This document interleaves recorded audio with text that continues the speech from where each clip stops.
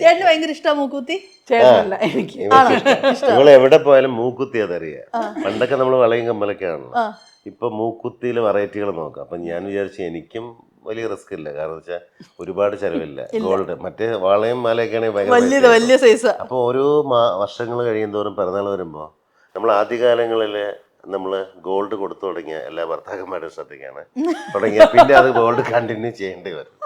അപ്പൊ നമ്മൾ കണ്ടിന്യൂ ചെയ്യേണ്ടി വന്നു കഴിഞ്ഞാൽ അന്ന് മാലയും വളയൊക്കെ കൊടുത്തു തുടങ്ങിയ കുറെ കഴിയുമ്പോൾ ഇനി എന്ത് വാങ്ങിച്ചു കൊടുത്താലും ഗോൾഡ് പ്രതീക്ഷിക്കും. പിന്നെ അവർക്കത് തന്നെ ഓക്കെ, ഒരു കുഞ്ഞാണെങ്കിലും ഗോൾഡ് ഇപ്പൊ അതാണല്ലോ അസറ്റ്സ് ഇതാവണം.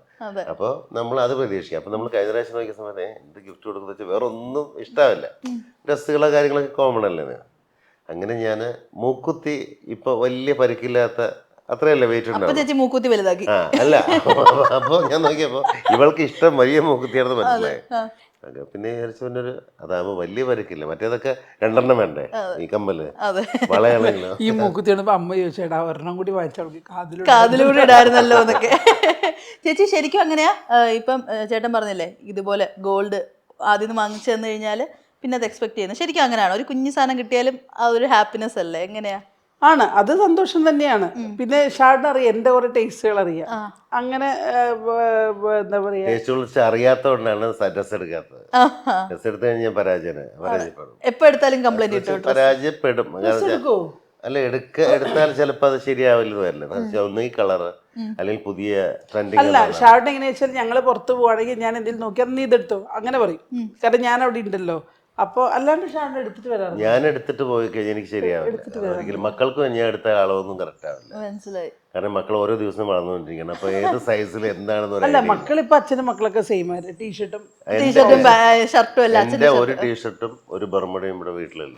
ബർമുട ഷാർട്ടിന്റെ കബോർഡ് കാലിയായിരിക്കും. രണ്ടുപേരും എടുത്തിട്ടുണ്ട്. അവർക്കെടുത്ത എല്ലാ കബോർഡും ഫുള്ളാണ്. അവരുടെ ഒന്നും അവർ യൂസ് ചെയ്യില്ല. അവർക്ക് ഇഷ്ടം എന്ന് വെച്ചാല് നമ്മളുടെ ഫ്രീ ആയിട്ടുള്ള ടീഷർട്ട്സ് അവരിടാനാണ് അവർക്ക് ഏറ്റവും കൂടുതൽ ഇഷ്ടം. ഓവർ സൈസ് ആയിട്ടുള്ള ഈ അച്ഛന്മാരുടെ അതാണ് എല്ലാ വീട്ടിലും അങ്ങനെയാണ്. ഇപ്പൊ ഒരു പ്രാവശ്യം ഷാർട്ടും ഭയങ്കരമായിട്ട് വയലന്റ് ആയി, കാരണം കബോർഡ് തുറന്നപ്പോ ഒന്നുമില്ല. ഞാൻ ഷട്ടിൽ കളിക്കാൻ വേണ്ടി പോകുമ്പോ ഒന്നുമില്ല, ട്രൗസറും ഇല്ല, ടീഷർട്ടും ഇല്ല. ഞാൻ എനിക്ക് അങ്ങനെ ഭയങ്കര പാടാ. രണ്ടിനെയും വിളിച്ചെടുത്ത് ഫയർ ചെയ്തു. ഇപ്പൊ എങ്ങനെയാ വെച്ചാൽ അച്ഛൻ വരുന്നതിന് പറഞ്ഞേക്കണേ, അച്ഛൻ എന്നാ വരണേ തിരിച്ചു വെക്കാനായിട്ട്.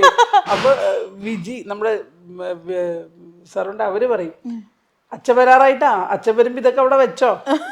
ഞാൻ 1-2 ദിവസം ക്യാമറയിൽ നോക്കി ഈ ഡ്രസ് ഇട്ട് നടക്കുന്നുണ്ടോ.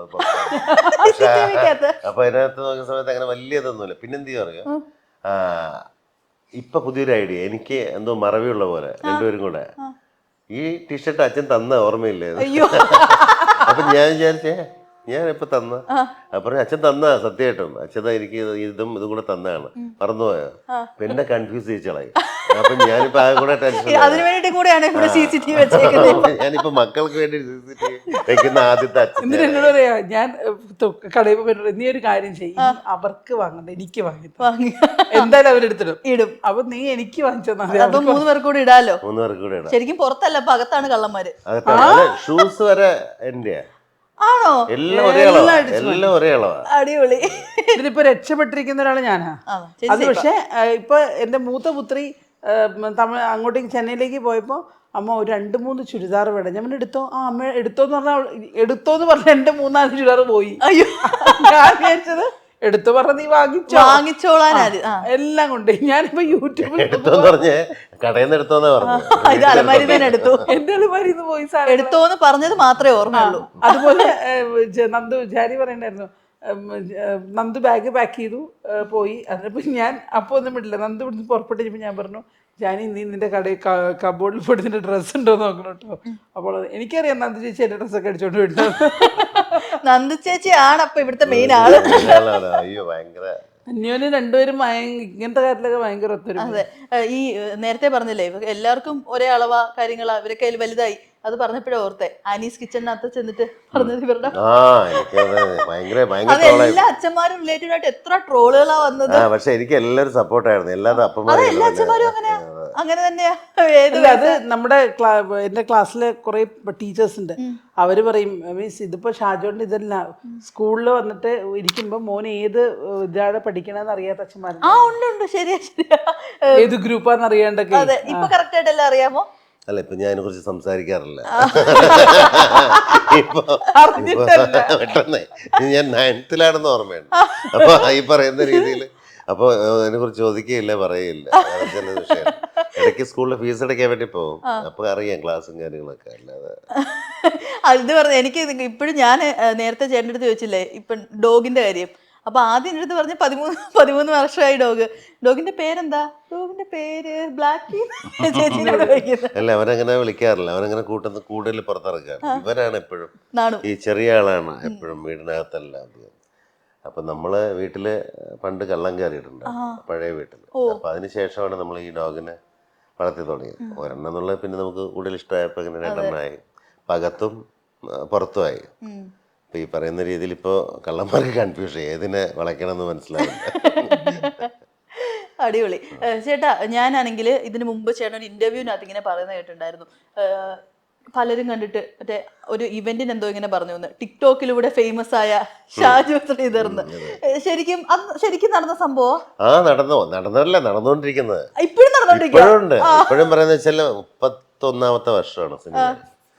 അപ്പോൾ 31ാമത്തെ വർഷത്തിൽ ചെയ്യുന്ന സമയത്ത് നമ്മൾ ഭയങ്കരമായിട്ട് ഈ സിനിമ എന്നൊക്കെ പറഞ്ഞ് ഭയങ്കര ഇൻട്രോ കൊടുക്കുന്നതിന് പകരം സിമ്പിളായിട്ട് പറയണം, ടിക്ടോക്കിലൂടെ നമുക്ക് എല്ലാവർക്കും ഭയങ്കര പരിചിതരായെന്നൊക്കെ. അങ്ങനെയൊക്കെ ടിക്ടോക്ക് മിമിക്രി അല്ല, സീരിയലല്ല, സിനിമയല്ല, ഒന്നുമല്ല, ടിക്ടോക്കിൽ. അപ്പം ഞാൻ പറഞ്ഞു ഇതെന്താ. അപ്പോൾ ആളുകൾ പുതിയ ജനറേഷൻ്റെ ഒരു രീതിയാണ് ഞാൻ മനസ്സിലാക്കുന്നത്. ഇപ്പം ഒരുപാട് പേര് കാണുന്ന ഈ മക്കളുമായിട്ടുള്ള ഇതാണ്. അത് ഞാൻ പറഞ്ഞത്, നമ്മളെപ്പോഴും ഹാപ്പിനെസ്സിന് വേണ്ടിയിട്ട് നമ്മൾ ഹ്യൂമർ ഏരിയ പിടിക്കുന്നതാണ്, ക്രിയേറ്റ് ഏരിയയാണ്. അപ്പം ഞാൻ ചെയ്യുന്നത് മക്കൾക്ക് വേണ്ടിയിട്ടാണ് ഞാൻ കൂടുതലായിട്ടും ചെയ്യുക. അവർ 2 പേരുടെ വരുമ്പോൾ അവർക്കും എല്ലാവരും സ്കൂളിലെല്ലാം അവളെയൊക്കെ അറിയാം. അപ്പോൾ നമ്മളൊരു കലാകാരനാണെന്നുള്ളതിലുപരി ഇവരുടെ ടാലൻറ്റ് എന്താണെന്ന് അറിയുന്ന അതിലൂടെയാണ്. അപ്പോൾ അതിനകത്ത് വരുന്ന നമ്മുടെ ഏറ്റവും ഹാപ്പി ആയിരിക്കുന്ന മൊമെൻ്റ് എന്താ വെച്ചാൽ അതിനകത്തുള്ള ഏറ്റവും കൂടുതൽ കമൻസ് അച്ഛനെ വെല്ലുന്ന മക്കൾ എന്നായിരിക്കും. മനസ്സിലായോ? നിങ്ങൾ കുറച്ചൊന്ന് അഭിനയം അവരെ കണ്ട് പഠിക്കൂ. നിങ്ങൾ ഈ പറയുന്ന രീതിയിൽ മക്കൾ അവരുടെ പെർഫോമൻസിന് മുമ്പിൽ നിങ്ങളൊന്നും അല്ലാതായിപ്പോയി, അല്ലെങ്കിൽ അവർ പെർഫോം ചെയ്യുന്ന സമയത്ത് നിങ്ങൾ അഭിനയം ആദ്യം എങ്ങനെയാണെന്നുള്ളത് എന്നൊക്കെ പറഞ്ഞ് കമൻറ്റ് വരും പലതും. പക്ഷെ ആക്ച്വലി അതാണ് നമ്മൾ ഉദ്ദേശിക്കുന്നത്. എനിക്ക് ഏറ്റവും സന്തോഷം ഒരു പക്ഷേ അതാണ്. അതായത് അവര് നന്നായി എന്നുള്ളത് പറയുന്നതിലാണല്ലോ നമ്മൾ ഏറ്റവും കൂടുതൽ നമ്മുടെ ഹാപ്പിനെസ് എന്ന് പറയുന്നത്. ചേച്ചിക്കും സെയിം അല്ലേ? അല്ല ഞാൻ ടിക്ടോക്കില് ഇവർക്ക് ക്യാമറ പിടിച്ചു കൊടുക്കലാണല്ലോ എന്റെ പണി. ടിക്ടോക്ക് നിർത്തി, ഇപ്പൊ റീലാണല്ലോ. ടിക്ടോക്ക് സമയത്ത് ഭയങ്കരമായിരുന്നു, നിറയെ ചെയ്യുമായിരുന്നു. ഇപ്പൊ റീല് വളരെ കുറവ്. ഇവരെ കിട്ടാൻ വലിയ പാടാ. ഇവരെ വന്ന് അവര് പെട്ടെന്ന് പഠിക്കും, നമ്മളാണ് ചിലപ്പോ അതിലേക്ക്. ശരിക്കും 2 ആളും കൂടി ഒരുമിച്ച് നിങ്ങൾ 4 പേരും കൂടെ ഉള്ള ആ ഒരു ഫാമിലി അറ്റ്മോസ്ഫിയർ ഇപ്പൊ കുറവായിട്ട് വരും അല്ലേ? അതുപോലെ ഇവരുടെ കൂടെ ടിക്ടോക്കിൽ എന്നെ എനിക്ക് പെടാനേ പറ്റില്ല. മമ്മി എന്റെ പൊളിച്ചടുക്കി കളയും. ഞാനുണ്ട് ഇങ്ങനെ ക്യാമറ ഒക്കെ പിടിച്ച് ഏതെങ്കിലും ഭാഗത്ത് നിൽക്കും. ഇവരുടെ കൂടെ ഒപ്പമുള്ളൊരു വീഡിയോ ഇങ്ങനെ അമ്മയുടെ ബർത്ത്ഡേ എന്തോ വിഷ് ചെയ്തൊരു വീഡിയോ നന്ദനയുടെ അക്കൗണ്ടിൽ ഇങ്ങനെ വന്നപ്പോൾ ഞാൻ ഇങ്ങനെ ഒരു കമന്റ് കണ്ടിട്ടുണ്ടായിരുന്നു. ഞങ്ങളുടെ ഒരു കാലത്ത് ഞങ്ങളുടെയൊക്കെ വീട്ടിലൊരാളാണെന്ന് തോന്നിച്ചിരുന്ന ആളാണ് നിങ്ങളുടെ അമ്മ എന്നൊക്കെ പറഞ്ഞിട്ട്. ശരിക്കും പറഞ്ഞാൽ എല്ലാവർക്കും അങ്ങനെ ഒരു വീട്ടിലൊരാള് അല്ലെങ്കിൽ ഒരു അടുത്ത വീട്ടിലൊരാള് അങ്ങനത്തെ ഒരു സ്നേഹമാണ് അല്ലേ ചേച്ചിനോട്? തീർച്ചയായിട്ടും.